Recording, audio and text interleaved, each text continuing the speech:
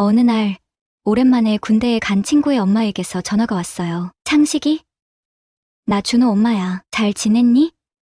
이렇게 인사를 나누고 나서 괜찮다면 시간이 나면 우리 가게에 좀 와줄 수 있느냐고 물으셨어요. 준호가 전에 말하길 너는 차도 있고 운전도 할 줄 안다고 해서 부탁할 일이 있다고요. 그래서 그날 저녁 친구 엄마가 운영하는 동네 미장원에 갔어요. 미용실에 들어서니 손님이 아무도 없었고 준호 엄마는 환하게 웃으며 반겨주셨어요. 준호 엄마는 40대 중반이셨지만 잘 가꾸신 덕분에 아주 젊어 보이셨어요. 가게에 들어서며 저도 꾸벅 인사를 했고 준호 엄마가 내 목을 감으며 반갑게 맞아주었어요. 친구 엄마의 갑작스러운 포옹은 나에게 조금 강한 인사처럼 느껴졌어요. 그녀는 나를 향해 커피 한 잔을 권하며 내 옆자리에 바짝 다가 앉아 조용히 속삭였어요. 이런 부탁은 그냥 아무한테나 할 수 있는 게 아니야. 너에게만 부탁하는 거야. 준호 엄마는 남편이 바람을 피우고 있다고 의심하고 있었고 그 상대가 바로 세탁소를 운영하는 김 씨의 아내라고 했습니다. 이야기를 듣고 나니 불륜 현장을 적발하는 것이 마치 미행과 급습을 결합한 드라마 같은 일이 될 것 같아 흥미가 생겼지요. 게다가 준호 엄마는 이 일에 대해 돈도 주겠다고 하니 마다할 이유는 없었습니다. 김 씨 부인이 외출할 때면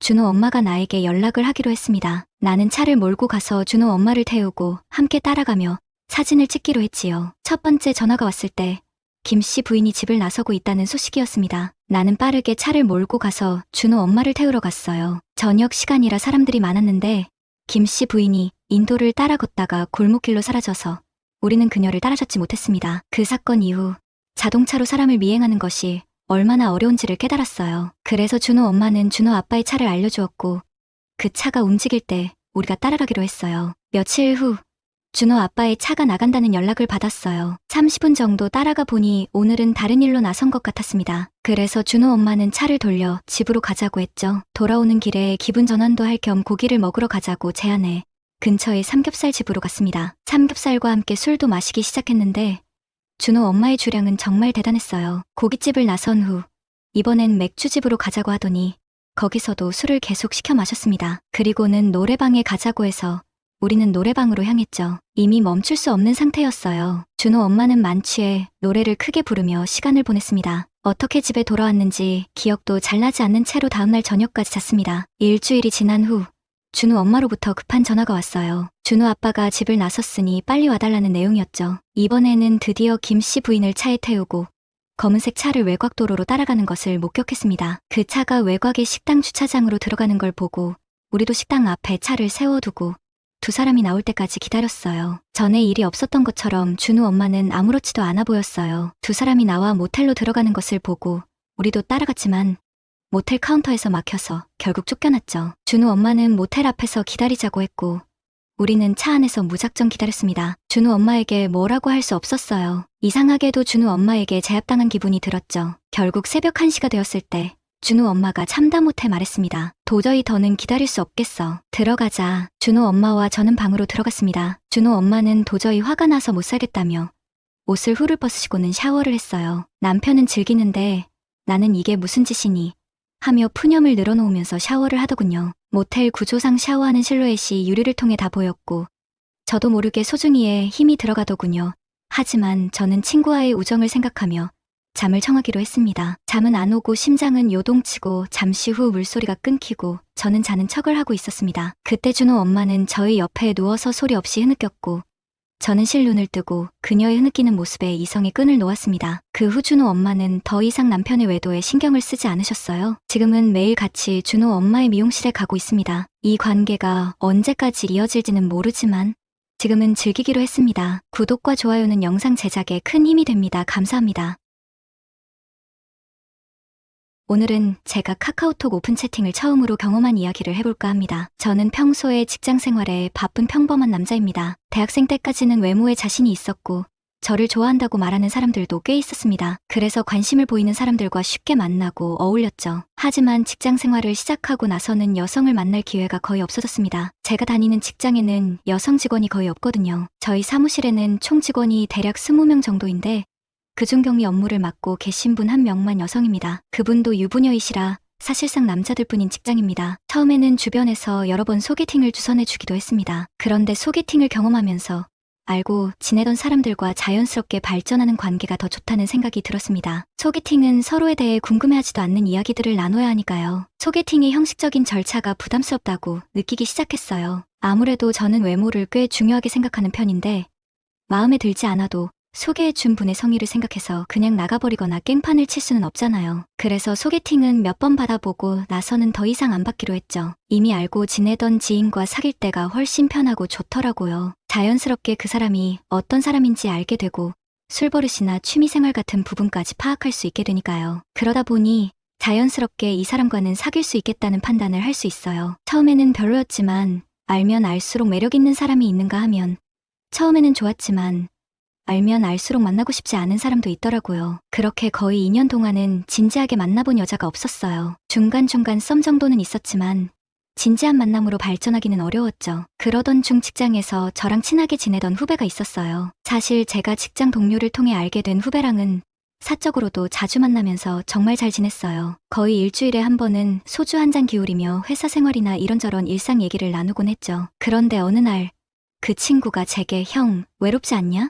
고 물어보더군요. 저는 그냥 적응해서 괜찮다고 대답했는데 그 친구가 카카오톡 오픈 채팅을 한번 해보라고 추천해줬어요. 사실 저는 오픈 채팅이나 그런 종류의 앱에 전혀 관심이 없었고 방법도 몰랐어요. 제게는 여자친구를 만날 필요성을 느끼지 못했으니까요. 하지만 그 친구는 그냥 가볍게 술 친구를 만드는 정도로 생각하고 시도해보라고 했어요. 자기도 오픈 채팅으로 연락하는 여자애가 있어서 가끔 만나서 술도 마시고 재밌게 지낸다고 하더라고요. 그래서 저는 일단 알겠다고는 했지만 사실은 별로 관심이 없었어요. 제가 아까 말씀드렸듯이 자연스러운 만남을 추구하는 편이라서 처음 보는 사람들과 어떻게 만날 수 있을지 의구심이 컸거든요. 그날 저녁 후배와 짧은 술자리를 하고 집에 돌아왔어요. 시간은 9시 정도였고 저녁 겸 반주를 마셨기 때문에 그리 늦지 않았죠. 집에 도착하자마자 샤워를 하고 침대에 누워서 휴대폰을 만지작거렸어요. 인스타그램도 들어가 보고 매일 보던 영상들이 오늘따라 질리게 느껴졌어요. 술을 그리 잘 마시는 편이 아닌데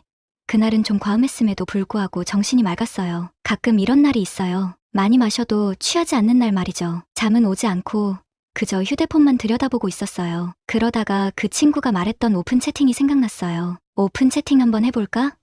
어차피 바로 얼굴 보는 것도 아닌데 싶어서 심심풀이로 방을 만들어 봤어요. 하지만 아무도 안 들어왔죠. 10분이 지나도 아무 반응이 없어서 혹시 제가 뭔가 잘못 만들었나 싶어서 다시 방을 만들었어요. 또 다시 10분이 지났습니다. 마찬가지로 아무도 안 들어오더라고요. 그러면 그렇지 하면서 그냥 휴대폰 화면을 끄고 눈을 감았는데 저도 모르게 잠이 들었더군요. 자는 와중에 뭔가 카톡 소리가 들립니다. 그 소리에 잠이 깨서 휴대폰을 확인해 봤더니 금방 오픈 채팅으로 연락이 온 겁니다. 시간을 확인해 보니 12시가 좀 안 된 시간이었어요. 맞춰보고 대뜸 술 마시는 중이냐고 술 사달라고 이렇게 왔는데 집이라고 답장했습니다. 그랬더니 만나서 술이나 한잔하자는 겁니다. 안 마실 거면 다른 사람 찾을 거라며 빨리 답장 달라길래 저도 모르게 알겠다고 해버렸고 후다닥 나갈 준비를 했죠. 준비를 하면서 만날 장소를 정하고 그 장소에 나가보니 여자가 한 명이 서 있습니다. 저 여자인 것 같아서 가봤더니 저를 보자마자 하는 말이 완전 아재는 아니라서 다행이네. 그리고 뭐 먹죠? 저 21살인데 제가 더 어리죠. 오빠라고 부를게요.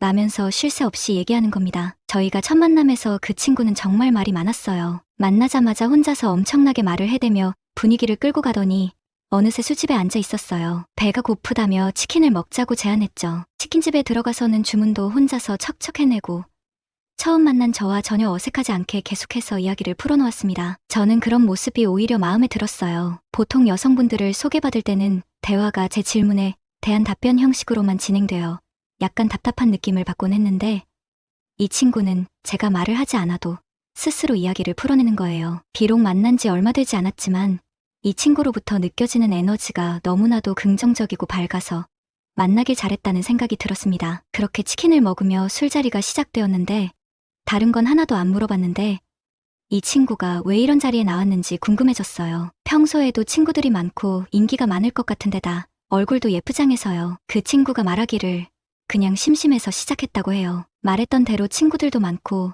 매일 연락 오는 사람들도 많다고 하는데 어느 순간부터 모르게 답답함을 느꼈다고 하네요. 여러 사람들을 만나면서 보여주는 자신의 모습이 진짜 자신인지 아니면 그들이 원하는 모습을 보여주기 위해 애쓰고 있는 건 아닌지 고민하기 시작했다고 해요. 그래서 아예 자신을 모르는 사람과의 만남에서는 그 사람이 자신에게 바라는 모습이 없을 것 같다는 생각이 들었다고 합니다. 그래서 이런 생각을 하면서 저에게 대화를 건 것도 큰 용기였다고 말했어요. 그 말을 듣고 나니 무슨 의미인지 이해가 갔어요. 우리는 학교든 직장이든 심지어 가족 앞에서도 어느 정도 가면을 쓴다고 할 수 있죠. 이렇게 어린 친구도 그런 부분을 느끼고 있다는 사실이 조금 놀랍기도 했어요. 그 친구가 또래보다 훨씬 성숙한 느낌을 주기 시작하면서 저도 마음이 가기 시작했죠. 이렇게 대화를 나누며 술잔을 기울이는 시간이었습니다. 새벽 2시가 다 되어서 집에 가야 하지 않겠냐고 제안했을 때 이 친구는 오늘 처음으로 오픈 채팅을 해봤고 앞으로는 다시 하지 않을 거라고 말했습니다. 제 번호도 모른다면서 오늘 이렇게 헤어져도 나중에 연락을 하지 않을 자신이 있다고 하더군요. 그 말을 듣고 나니 이 친구를 놓치고 싶지 않다는 생각이 들었습니다. 예쁜 얼굴뿐만 아니라 또래보다 성숙한 생각을 하고 주변 사람들에게 긍정적인 에너지를 주는 이런 친구를 다시 어디에서 만날 수 있을까 싶었습니다. 그래서 천천히 다가가 그가 거절할 수 있는 충분한 시간을 주었습니다. 눈을 살포시 감는 걸 보고 동의하는 것으로 받아들이고 입맞춤을 했습니다. 결국 그날은 집에 가지 못하고 둘이서 행복한 시간을 보냈습니다. 서로의 번호를 교환하고 아직까지도 잘 만나고 있습니다. 이것이 저희 처음이자 마지막 오픈 채팅 경험담입니다. 저에게 오픈 채팅을 소개해준 그 동생에게는 여자친구를 소개해주며 내 덕분에 만난 것이라며 술도 한번 샀습니다. 여러분도 이런 기적 같은 만남이 오길 바라며 분명 올 것이라고 믿습니다. 오늘의 사연은 여기까지입니다. 들어주신 모든 분들께 감사드리며 구독과 좋아요는 영상 제작에 큰 힘이 됩니다. 안녕하세요.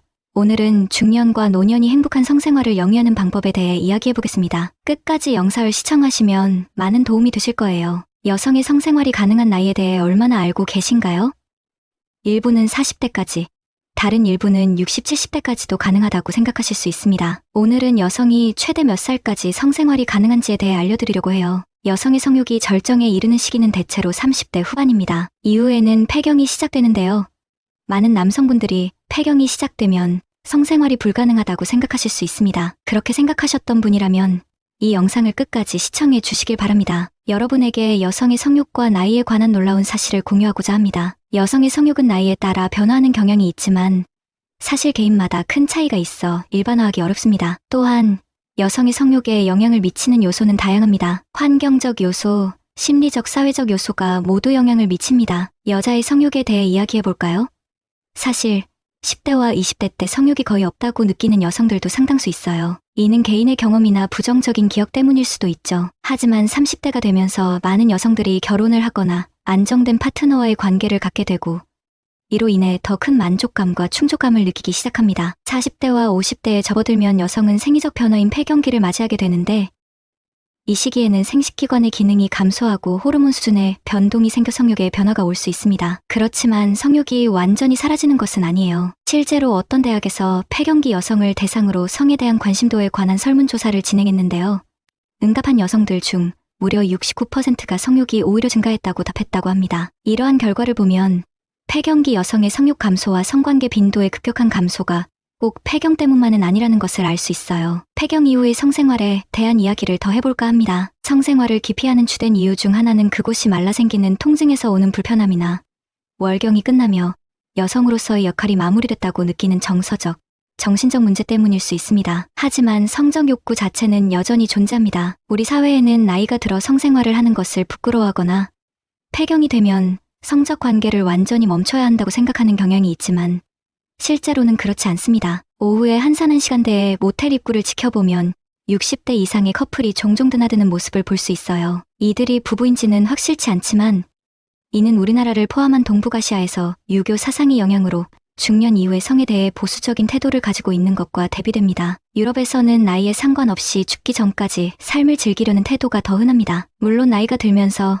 남성의 경우 신체적인 변화로 인해 성생활이 어려워질 수 있지만 여성의 경우는 이론적으로 무한히 즐길 수 있습니다. 폐경기가 되면 여성의 몸에서 에스트로겐 분비가 줄어들어서 그곳이 건조해지고 이로 인해 성관계 시 통증을 느끼거나 상처가 생길 수 있습니다. 이런 이유로 자연스럽게 성관계를 피하게 되는 경우가 많죠. 생물학적 관점에서 보면 이는 번식 가능한 시기와 관련된 자연스러운 과정입니다. 성생활의 본래 목적이 번식에 있기 때문에 그 기능이 시간이 지나면서 저하되면 몸이 따라주지 않게 되는 것이죠. 그럼에도 불구하고 성욕이라는 것은 다른 관점으로 봐야 합니다. 예를 들어 미국에서는 성공한 70대 이상의 여성들이 자신보다 훨씬 젊은 남성들과의 관계를 자랑스럽게 여기는 경우도 있습니다. 실제로 미국의 유명한 디자이너 한 분은 74세의 나이에 자신보다 36살이나 어린 남성과 사귀었는데요. 이런 사례는 단순히 경제적인 이유 때문이 아니라 사실 70대 이상의 여성들도 성욕을 느끼고 성적 욕구가 있음을 보여줍니다. 우리나라의 성연구센터 조사에 따르면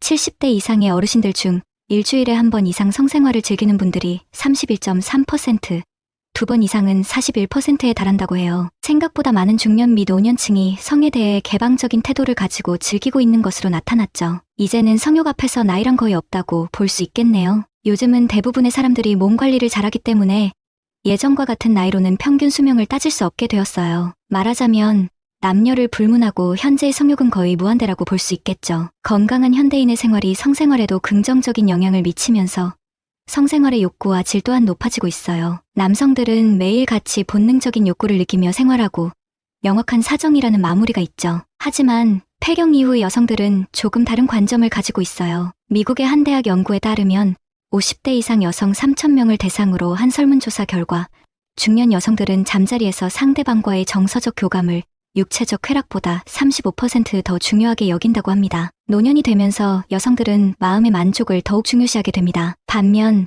남성들은 오랜 시간 함께한 아내에 대한 새로움의 부재로 성적 흥미도가 떨어질 수 있어요. 같은 장소, 같은 사람과의 반복된 행위는 일상의 무료함으로 여겨질 수 있죠. 이런 남성의 태도에 여성들은 서운함을 느끼며 적극적으로 다가가기 어려운 상황에 처하게 됩니다. 그렇지만 이것이 여성들이 성관계를 싫어한다는 의미는 아니에요. 나이가 들면서 성욕이 줄어드는 것은 자연스러운 현상입니다. 20대와 30대의 절정기에 비해 성욕의 감소와 함께 쾌감도 줄어들죠. 특히 중년에 이르러 남성은 발기력이 약해지고 여성은 자신의 매력이 사라졌다고 여겨 자신감을 잃게 되며 성생활로부터 멀어질 수 있습니다. 하지만 활발한 성생활은 삶의 질을 향상시키는 다양한 장점을 가지고 있으므로 규칙적인 식사와 꾸준한 운동을 통해 건강을 관리하는 것이 중요해요. 중년 이후에도 활발한 외부 활동을 포함해 육체적, 정신적 안정을 유지한다면 건강하고 아름다운 사랑을 계속 나눌 수 있어요. 여러분에게 꿀팁 하나 드리자면 늘 같은 장소에서만 시간을 보내지 말고 여행을 통해 새로운 환경에서의 시간을 즐겨보세요. 장소를 바꾸는 것만으로도 새로운 자극을 받아 평소와는 다른 느낌을 경험하게 될 거예요. 우리의 뇌는 새로운 환경에 매우 민감하게 반응하기 때문에 이는 성적 만족감을 높이는 데에도 도움이 됩니다. 결론적으로 여성이라면 70세가 넘어서도 새로운 환경이나 새로운 방식으로 성생활을 즐길 수 있습니다. 여성의 성욕은 폐경기와는 별개로 사실 남성 호르몬인 테스토스테론의 영향을 받습니다. 폐경 이후에는 여성 호르몬의 생산이 줄어들고 남성 호르몬의 분비가 계속되기 때문에 여성의 성욕은 오히려 증가할 수 있습니다. 그러니까 폐경기가 지나도 여성의 성욕은 여전히 활발하다는 걸 기억하세요. 많은 중년 여성들이 성욕 감소를 단순히 나이 들어감에 따른 자연스러운 현상으로 받아들여서 별다른 문제로 여기지 않는 경우가 많습니다. 하지만 정기적인 성생활이 갱년기 증상을 완화하는 데 도움이 된다는 사실을 알고 계시나요? 나이가 들었다고 해서 성생활을 할 수 없는 것이 아니라 단지 귀찮아서 하지 않는 경우가 많습니다. 남성들은 파트너인 아내가 항상 아름답다고 말해주고 더 많은 관심을 가져야 합니다. 폐경이 오거나 갱년기 증상으로 자신의 매력이 사라졌다고 느끼는 아내에게 따뜻한 말 한마디가 큰 힘이 됩니다. 새로운 장소에서 색다른 방식으로 시도해보는 것만으로도 즐거운 성생활을 유지할 수 있습니다. 오늘의 이야기는 여기까지입니다. 여러분 모두 사랑이 가득하고 행복한 날들을 보내시길 바랍니다. 특히 60대, 70대 분들에게 이 이야기가 많은 도움이 되었으면 좋겠습니다. 이 영상이 유익했다면 구독과 좋아요를 부탁드립니다. 감사합니다. 저는 26살 건강한 총각입니다. 이야기는 약 3년 전 군대 제대 후 일자리를 찾고 진로에 대해 고민하던 시기에 발생했습니다. 저는 고등학교를 졸업하고 조금 일찍 군대에 갔던 평범한 청년이에요. 당시 친구가 살고 있는 섬, 바로 추자도에 놀러 갔었습니다. 추자도는 상추자와 하추자로 나뉘는데 제 친구는 상추자 쪽에서 살고 있었죠. 그곳은 공기도 맑고 낚시를 좋아하는 사람들이 많이 찾는 아름다운 곳이었습니다. 저는 친구네 집에서 정말 평화롭고 편안한 시간을 보냈습니다. 친구와 함께 낚시를 하고 잡은 고기로 회를 먹으며 친구의 부모님께서 매일같이 신선한 재료로 정성스레 밥을 해주셨어요. 그렇게 5일 동안 정말 편안한 시간을 보내고 있었는데 사건이 일어난 날도 친구와 낚시를 하고 있었습니다. 저희는 방파제 위에서 낚시를 하고 있었어요. 그때 여성 두 분이 오토바이를 타고 저희 쪽으로 오는 걸 보았습니다. 한 분은 나이가 좀 있어 보였고 다른 한 분은 젊은 아가씨였습니다. 뭐 좀 잡히나요? 여성분이 물었을 때 우리가 잡은 건 고등어 몇 마리와 전갱이 몇 마리였습니다. 친구는 잡어들만 좀 잡히고 비싼 고기들은 안 잡히네요. 라고 답했죠. 젊은 여성분은 호기심이 생겼는지 오토바이에서 내려 방파제로 올라왔습니다. 잡은 물고기 통을 보며 이거 고등어 아닌가요? 구워 먹으면 너무 맛있겠다라고 말하며 활짝 웃었습니다. 그녀의 밝은 웃음이 무척 귀여워 보였습니다. 그녀는 저에게 저도 낚시 좀 가르쳐주면 안 될까요? 라고 물었습니다. 친구가 낚싯대를 하나 꺼내며 이걸로 한번 해보세요. 라고 말하며 그녀에게 건넸습니다. 그녀는 뒤돌아 언니에게 나 조금만 해봐도 되냐고 물었고 언니의 허락을 받자 기뻐하며 미소를 지었습니다. 저는 그녀에게 미끼를 끼우는 방법과 채비를 던지는 방법을 천천히 하나하나 알려주었습니다. 그녀는 열심히 던져보기도 하고 미끼를 끼워보기도 했습니다. 단발머리를 꽉 묶고 갈색으로 염색한 그녀는 날씬하고 키도 작아서 비율이 좋았습니다. 그녀는 20대 초반으로 저와 나이가 비슷하거나 조금 어린 친구처럼 보였습니다. 언니라 불리는 여성은 30대 후반으로 보이는 중년 여성이었습니다. 어느 정도 낚시에 익숙해진 그녀는 옆에서 열심히 낚시를 했지만 고기를 잡지는 못했습니다. 그때 갑자기 어디선가 비명소리가 들렸습니다. 언니는 오토바이를 타고 방파제 끝으로 가 있었고 저와 친구는 그 소리가 어디서 나는지 주위를 둘러봤습니다. 그녀가 낚시하던 방파제 쪽을 보니 그녀의 모습이 보이지 않았습니다. 저는 낚싯대를 내려놓고 급히 그녀가 서 있던 자리로 달려갔습니다. 그런데 놀랍게도 그녀가 방파제 아래로 떨어져 있었습니다. 다행히 높지 않은 곳이라 손을 뻗으면 닿을 거리였습니다. 그녀는 고통스러운 듯 손을 뻗어 도움을 청했습니다. 그녀의 손을 잡고 방파제에서 끌어올릴 때 괜찮아요? 라고 몇 번이나 물었던 건지 기억도 나지 않아요. 그녀의 팔꿈치는 까져 있었고 몸 곳곳에 상처가 보였어요. 언니와 제 친구도 곧장 그녀의 곁으로 왔고 모두 걱정스러운 목소리로 병원에 가보자고 제안했습니다. 제가 추자도에 도착했을 때 렌트한 차로 그녀를 싣고 근처의 작은 병원으로 향했습니다. 병원에 도착해서는 엑스레이 검사도 하고 의사 선생님이 진찰을 한 끝에 다행히 큰 문제는 없다고 말씀해 주셨어요. 약간의 휴식과 약 처방을 받았고 저는 그녀를 집까지 데려다 주기로 했습니다. 차를 타고 가는 도중 그녀가 언니네 집에 놀러 온 거라고 하며 본가는 부산이라고 했어요. 그런데 흥미롭게도 그녀는 전혀 사투리를 사용하지 않더군요. 그녀를 집 앞에 내려주고 나서 언니와 잠시 이야기를 나누었고 제 연락처를 적어주었어요. 만약 상태가 갑자기 나빠지면 언제든지 연락하라고 했습니다. 그렇게 그녀를 집에 안전하게 데려다 준 뒤 저는 친구의 집으로 돌아갔습니다. 다음 날 그녀로부터 전화가 왔어요. 전화를 받았을 때 그녀의 목소리는 생각보다 밝았습니다. 어제 일에 대해 너무 고맙다며 언젠가 우리를 찾아 놀러 오겠다고 했습니다. 그렇게 해서 우리는 다시 만나기로 했고 친구도 함께 했죠. 우리 셋은 일단 밥부터 먹으러 가기로 했습니다. 작지만 아늑한 횟집 겸 식당에 도착했어요. 그곳에서 술을 마시며 서로에 대한 이야기를 나눴습니다. 저는 이곳에 놀러 왔다고 하며 제가 경기도에서 왔다고 말했습니다. 그녀는 조금 아쉬운 듯 부산이랑 가까웠으면 좋겠다는 말을 몇 번이나 반복했어요. 그런 그녀의 모습에 저는 기분이 좋아졌습니다. 제 친구보다 저에게 더 많은 관심을 보이는 것 같았거든요. 친구도 경쟁심이 있었는지 재치 있는 농담으로 그녀의 관심을 끌려고 했지만 그녀의 관심은 분명히 저에게 있었습니다. 그건 제가 바보가 아닌 이상 알 수 있는 일이었죠. 그녀가 화장실에 간 사이 친구는 조심스럽게 말했습니다. 저 여자분이 너를 좋아하는 것 같아. 그리고는 나중에 상황을 봐서 자리를 피해주겠다고 했어요. 그렇게 친구는 아버지의 일로 집으로 돌아갔고 나는 그녀와 둘이 남아 즐거운 대화를 나누며 시간을 보냈습니다. 그녀를 더 알아갈수록 매력적이고 귀여운 사람이라는 생각이 들었습니다. 술 기운이 돌면서 그녀는 자연스레 사투리를 섞어가며 이야기를 하는데 그 모습이 너무나도 사랑스러웠습니다. 저런 여자친구가 있다면 얼마나 좋을까?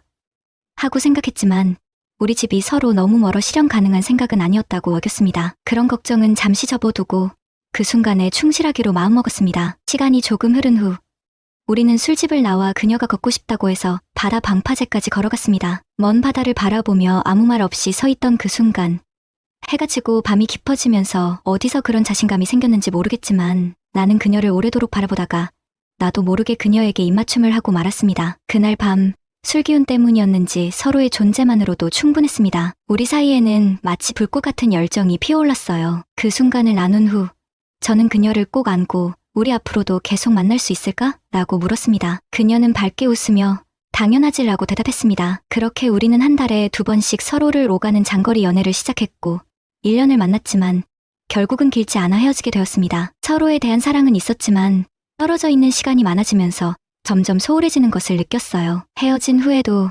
그녀와 보낸 좋은 추억들은 가끔 제 마음속을 스쳐 지나갑니다. 한때 평범한 가정의 행복을 누리던 40대 가장인 저의 이야기입니다. 하지만 잊고 싶은 그날, 우리의 평화로운 일상은 무너지고 말았습니다. 아내는 아파트 신축 현장에서 사무직으로 일하고 있었습니다. 그러던 어느 날, 그녀가 일하던 건설 현장에서 참담한 사고가 발생했습니다. 건물이 갑작스레 붕괴되었고, 운이 없게도 화장실로 향하던 아내는 그 현장에서 깔리고 말았습니다. 그 소식을 듣고 회사에서 벗어나 현장으로 달려갔던 나는 아내가 무너진 잔해 아래 깔려있는 모습을 발견했습니다. 그녀를 부르짖었지만 제가 할 수 있는 것은 아무것도 없었습니다. 다행히 아내는 구조되었지만 오랜 시간 동안 뇌에 산소가 공급되지 못해 심각한 손상을 입었습니다. 생명이 위태롭다는 소식을 듣고 긴 수술 끝에 겨우 목숨은 구했지만 후유증으로 인해 뇌 기능의 대부분을 상실했습니다. 이로 인해 아내는 가족과 의사소통을 할 수 없게 되었고 평생 침대에 누워 오직 눈만 깜빡이는 상태로 지내야 했습니다. 이 사고는 우리 가족에게 극심한 슬픔과 절망을 안겨주었고 한때 누렸던 평범한 행복은 이제 영원히 돌아오지 않을 것입니다. 아내의 비극적인 사고 이후 가까운 곳에서 혼자 생활하시던 장모님은 자신의 하나뿐인 딸, 제 아내의 곁을 지키기 위해 매일 병원을 찾으셨습니다. 한순간에 전혀 다른 사람으로 변해버린 딸을 바라보며 장모님은 수없이 많은 눈물을 삼키셨죠. 저 역시 아내의 곁을 지키고 싶은 마음 굴뚝 같았지만 병원비와 생활비를 위해 일터로 향할 수밖에 없었습니다. 그럼에도 불구하고 장모님은 흔들림 없이 우리 가족을 돌보셨어요. 아침 일찍부터 우리 집을 방문해 아들을 어린이집에 데려다 주시고 병원을 찾아 아내를 보살피시며 저녁이면 다시 우리 집으로 돌아와 저와 아이의 저녁 식사까지 챙겨주셨습니다. 아내와 대화를 나누고 싶은 마음이 간절했지만 대신 저와 장모님은 많은 이야기를 나누곤 했습니다. 우리 희정이가 남편 떠나가고 울적할 때 많은 위로가 되어주었는데 이제는 아무 말도 할 수 없어 너무 외롭다. 장모님의 말씀이었습니다. 그때 저는 장모님께 답했습니다. 장모님, 제가 여기 있잖아요. 저를 아들처럼 여겨주시고 말씀도 편히 해주세요. 장모님은 그런 저를 향해 미소를 지으며 말씀하셨습니다. 아이고, 이서방, 그렇게 말해줘서 고마워. 이렇게 우리 가족은 서로를 의지하며 아픔을 딛고 일어서려 하고 있습니다. 제 아내의 아픔으로 인해 쓸쓸해지신 장모님을 위해 시간이 나는 대로 맛집 탐방이나 드라이브를 함께하며 장모님과의 시간을 소중히 보냈습니다. 매일 같이 얼굴을 마주하다 보니 사람과 사람 사이에 싹 트는 정이 점점 깊어져가는 것을 느낄 수 있었습니다. 어느덧 서로를 바라보기만 해도 웃음꽃이 피어나는 사이가 되었습니다. 그러던 어느 날 담당 의사 선생님께서 보호자의 동의를 얻어 아내를 퇴원시키고 집에서 돌볼 수 있다는 허락을 해주셨습니다. 주의사항을 자세히 안내받고 우리는 기쁜 마음으로 아내를 집으로 데려왔습니다. 아내가 완전히 정상으로 돌아온 것은 아니었지만 집에서 함께할 수 있다는 사실만으로도 큰 기쁨이었습니다. 아내의 호흡이 처음보다는 안정되었지만 아직 말은 할 수 없는 상태였습니다. 그럼에도 불구하고 저는 감사한 마음을 가졌습니다. 시간이 지나면서 아내가 어느 날 갑자기 일어날 수도 있다는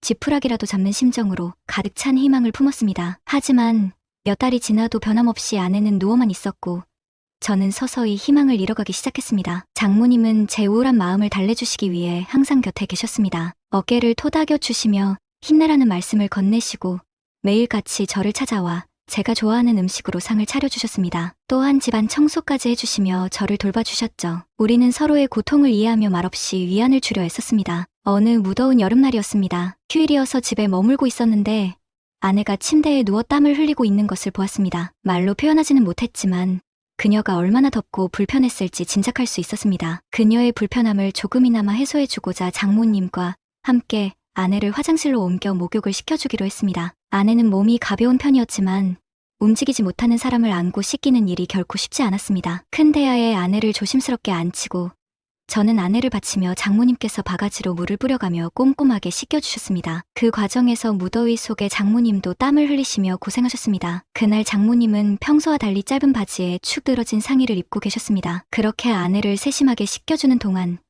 내 시선은 끊임없이 장모님에게로 향했습니다. 내 마음속에서 무슨 생각을 하고 있는지 스스로 물으며 다른 생각을 하려 애썼지만 장모님의 모습이 내 머릿속에 깊숙이 자리 잡고 있었습니다. 바닥을 청소하시는 모습, 요리를 해주시는 모습, 심지어 빨래를 하시는 모습까지 모든 것이 내게는 자극적으로 다가왔습니다. 장모님은 연세에 비해 젊어 보이시고 매력적인 분이셔서 더욱 그런 생각이 들었던 것 같습니다. 아내가 아픈 상황에서 그런 욕망을 충족시킬 수 없게 되자 장모님을 여자로서 바라보게 되며 그 생각이 더욱 커져만 갔습니다. 결국 장모님이 잠든 어느 밤 몰래 방에 들어가 컴퓨터를 켜고 혼자 위안을 찾았습니다. 하지만 어느 주말 장모님이 낮잠을 주무시는 동안 다른 방으로 몰래 들어가 컴퓨터를 켜고 있었는데 잠에서 깨어난 장모님이 우연히 그 방에 들어오셨습니다. 그 민망한 상황에서 장모님은 제가 하는 모든 것을 보시고 말았습니다. 장모님께서 방문을 닫고 나가신 뒤 얼마 지나지 않아 우리는 다시 마주했습니다. 그 순간 정말 쥐구멍에라도 숨고 싶었습니다. 이서방, 많이 외롭지?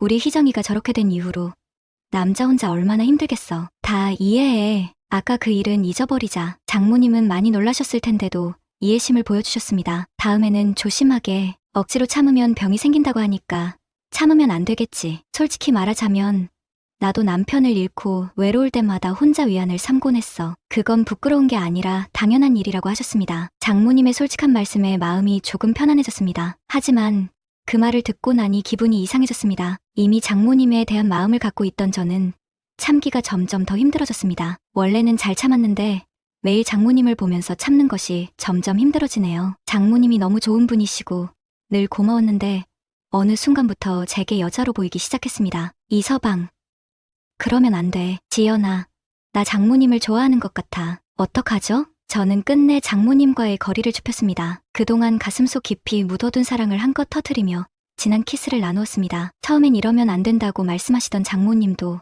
어느새 깊은 밤이면 제 방으로 먼저 오셔서 꼭 안아주시기 시작하셨습니다. 그런 장모님을 보며 저는 놀라움을 금치 못했습니다. 장모님이 얼마나 외로움을 견뎌내셨을지 그동안 누리지 못했던 행복을 저와 함께 누리려 하시는 모습에서 저는 그저 감사함을 느꼈습니다. 저희의 관계는 점점 깊어져 갔습니다. 아내에 대한 죄책감을 잊은 채 우리는 틈만 나면 안방으로 몰래 들어가 문을 잠그곤 했습니다. 처음엔 아내를 생각하며 괴로워했던 저였지만 장모님과의 관계가 이렇게까지 발전할 줄은 상상도 못했습니다. 서로의 불행한 현실과 타이밍이 만들어낸 예기치 않은 전개에 저희는 마음을 열었습니다. 가끔은 평생을 병상에서 지내야 하는 아내가 저와 장모님이 행복하고 즐거워한다면 이해해 줄 수 있지 않을까 하는 생각도 해봅니다. 우리의 몰래 사랑이 얼마나 지속될 수 있을지, 만약 우리가 각자 다른 이성과 만나게 된다면 아내 때문에 완전히 서로를 멀리할 수도 없는 상황에서 우리는 어떤 시선으로 서로를 바라보게 될까요?